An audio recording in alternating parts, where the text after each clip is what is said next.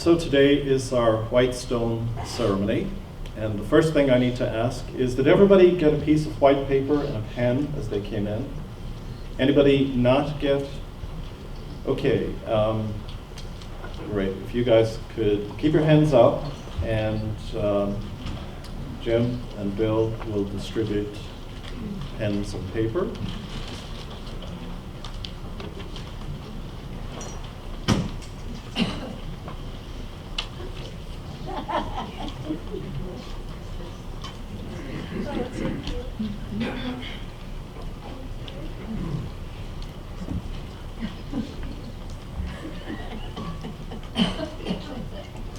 So we still have two more people up here in the front.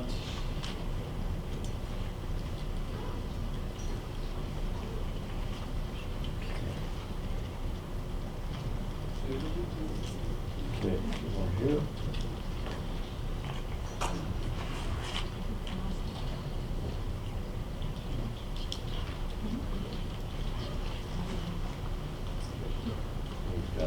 One over here, Bill.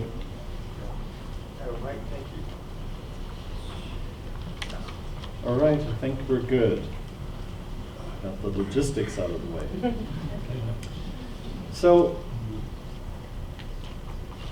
it's 2 years ago now, we delved into Is Your God Big Enough, Close Enough, You Enough? And we looked at God in three aspects: the infinite God, so to speak, the big picture God that kind of philosophy talks about. We talked then too about the intimate God that is next to us and accompanies us on our journeys. And then the inner God. There is this connection to the infinite God that is within us. And so this morning, our service and our white stone ceremony is really all about connecting with that inner God that is still the infinite God, and that comes to us by way of intuition. And if you go to Unity churches and centers on the first Sunday of the year, usually they will be doing a white stone ceremony. We don't have stones, we just have white pieces of paper. But as I refer to the stone, I'm referring to your piece of paper. And last week we had the burning bowl, and the burning bowl energetically creates a space. We let go of everything from the past year, and Patricia even included the whole decade. So we've created this space. We're holding the space within us that today we want to fill up with our intuition, with Spirit speaking to us. And so what we do is we will go into a meditation time in a few minutes, and we're going to invite Spirit to speak to our individual hearts. Speak a word, a phrase, a mantra, or maybe a name. So we're going to connect, as Sandy just said in her meditation, with the high self, the high mind, the high heart.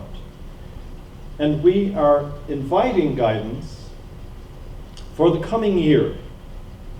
It's not an intention, it's not a goal, but it's an openness to maybe a focal point for how Spirit wants us to perceive this new year or whatever experiences lie ahead of us. We may receive a name, which is the more that Spirit is inviting us to embody and to express as a new identity. And the call of this more speaks to us through our desire to change and to evolve and to grow more enlightened. That's why we're all here this morning, right? And so then we will keep this white stone, white piece of paper, somewhere prominent where we can see it every day, and we will remember that this is our theme for the year. Now, the idea for the white stone ceremony comes from the book of Revelation, your favorite scripture, I know. Bedtime reading. Actually, the book of Revelation is a love letter when it's understood metaphysically. That's a whole other story. And so this is from chapter 2. It says, "Let anyone who has an ear to listen to what Spirit is saying to the churches, listen. To everyone who overcomes, I will give some of the hidden manna, and I will give a white stone. And on the white stone is written a new name that no one knows except the one who receives it." So there's lots of ideas in there. First is that we must have an ear to listen. So we must have an openness. We must pause and be receptive to what Spirit is saying to the churches. So there's a statement there that says Spirit speaks to communities, speaks to individuals within those communities, us, in other words. And that Spirit gives a hidden manna. Manna is the food that was given to the Jews when they were wandering throughout the desert. So in other words, we will receive spiritual nourishment from Spirit if we take the time to listen. "And I will give you a white stone." Now, for those of us living in this century, the white stone really doesn't mean anything. However, if you lived in Roman times, you knew exactly what the white stone meant. If you were a prisoner in jail, when you were released, you were given a white stone. It's almost like a passport or an identity card or even a work permit.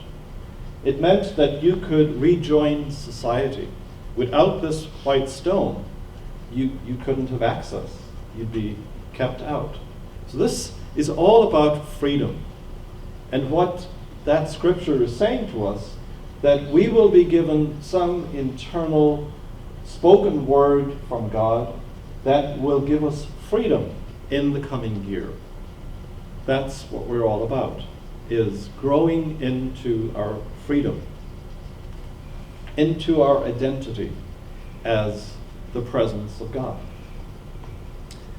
And we may hear a name or a word or a phrase when we listen. And names, as we know, are important. When your mom called you for dinner, you knew your name, and it meant that you were getting fed. If you didn't know your name, you could starve. So to receive a new name means you have to be willing to release and let go and heal the fears and limitations that perhaps you're holding on to from an old identity. Maybe you're still identifying with who you were last year or in the last decade. And so you have to let go of that in order to be able to step into a new you. New year, new you. And so Spirit, once again then, that makes all things new, always, is inviting us to experience a new me and a new you, a new us. So what will your new name be this year? How is the Spirit of God calling you forward in new and greater ways? Perhaps there's a dream that still lives in you that hasn't been fulfilled, and you've just parked it or put it on the shelf. Is it time to revisit that dream? I'm looking at Frank Castro Weir, who is fulfilling a new dream very shortly. He's been studying to be a Unity minister, and it's drawing to a close. Frank will be ordained next year? 21. So it's possible, even as old as Frank is.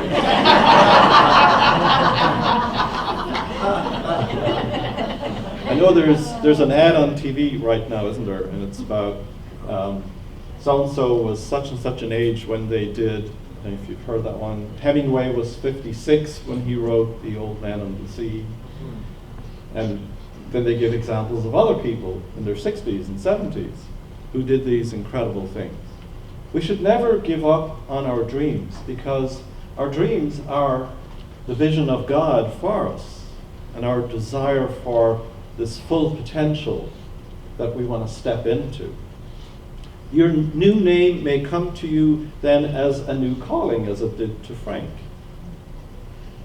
Or your new name could be an invitation to embody a certain quality of love, of hope, of peace, of calm, of forgiveness. Again, only you will know. And instead of a word, your new name may come to you as an affirmation or a mantra. I am the light. I am love. I am. Be. All of these things may bubble up within you. And so all of us we have to take this first step of being open and being willing to listen and to invite Spirit to speak to us. So are you ready then to receive this new name, this word, this mantra?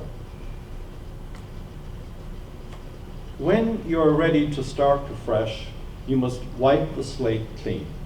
And so I just have a few questions to ask that probe whether you're ready or not. Is there some personal prison that you have claimed for yourself as your own? How willing are you to step out of that prison? Because it can be very comfortable. What limitations have you claimed as your own? Because these personal prisons come from our personal stories. Stories we've told ourselves throughout our lives. Things like, I was abused as a child, so I'll never really be whole or healed. Or I was never really smart, so I still consider myself kind of dumb, stupid, not as smart as other people. Or I came from a divorced family, so I'm never going to have the perfect family. I never knew my mom or my dad, and so I never got the love that I wanted, and I never will. I never did get the chance to go to college, so therefore my life is going to be less than. We can go on and on. These are sometimes the prisons that we can inhabit. And so we need to clean the slate of all of these type of things in order to receive a new identity. And so right now, you don't have to have your pen and paper in your hand, you can leave it down. We're just going to go through the meditation part. And then when you're ready, you can get your pen and paper and write what comes. So if you want to bring the lights down a little bit.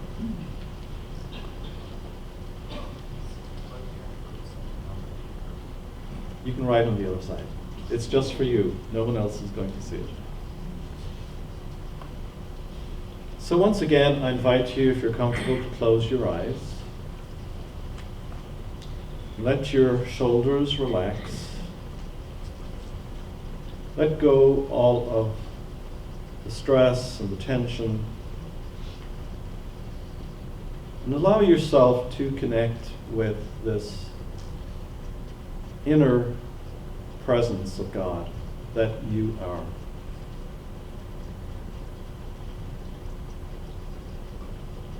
Affirm to yourself that you are made in the image and likeness of God, and that God intends only good for you.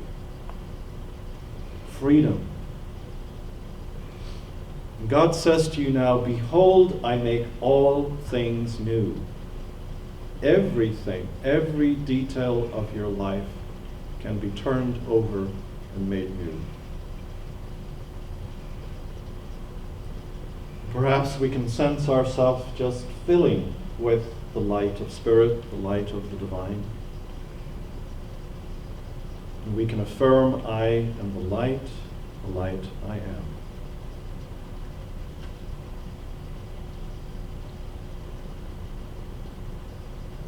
I allow myself to release any fears and limitations that have previously held me prisoner. I release all negative beliefs about how to live my life and what I am still capable of.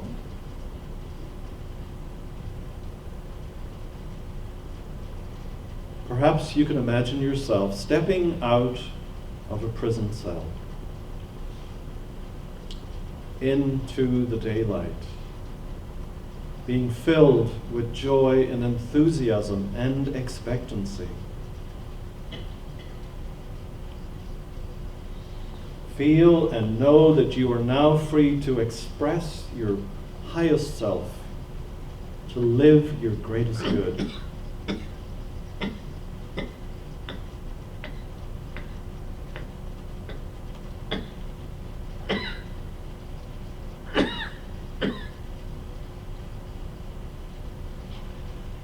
And now ask the divine to show you, to speak to you, to intuit a word, a phrase, a name,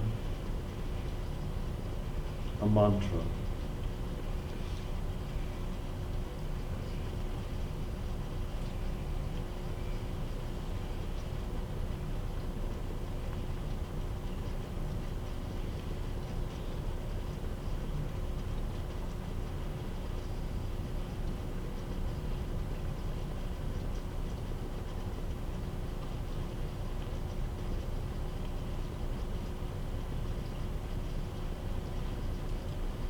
And as you do, know that this is the morsel of nourishment. This is the manna, that which is going to imbue your days, which is going to guide you, give you courage and assistance each day of this coming year.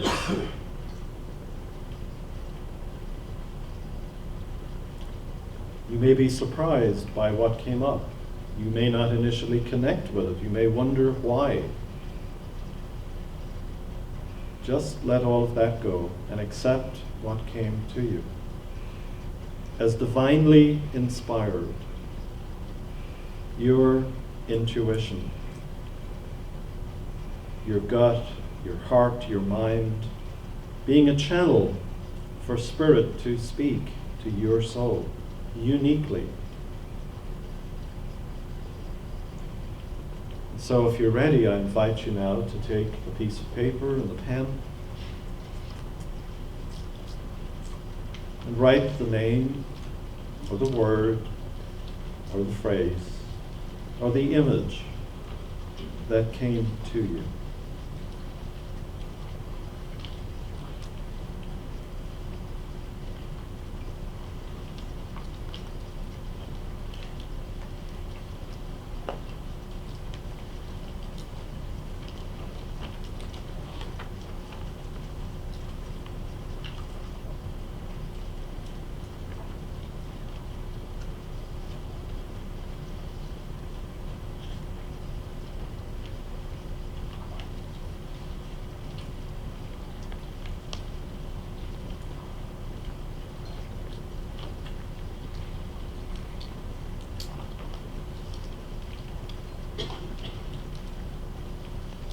So we'll just take a few more seconds to complete this exercise.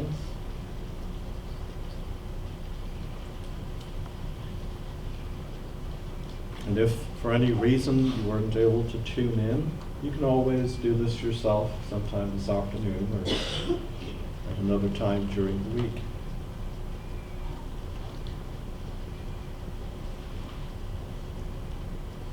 And so we acknowledge, first of all, that Spirit speaks to us, that we have this ability to tune in.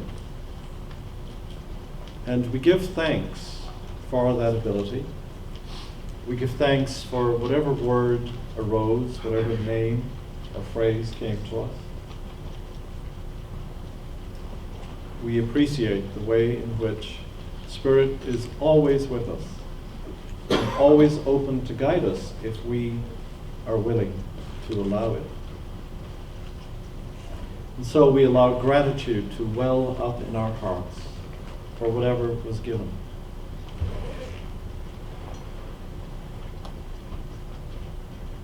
And of course, we can do this every day. We can always ask Spirit, what do you want me to do today? Who am I supposed to speak to? What am I supposed to do? What am I supposed to say? We can apply this to every day of our life and get an individual guidance for the day. And we remember that whatever came is meant for our freedom. So just look at whatever you wrote and just realize this is a call to freedom. This is a guidance to freedom. This is something that I have been given so that I can fulfill my divine potential. Very powerful, yet very simple. Thank you all for taking part.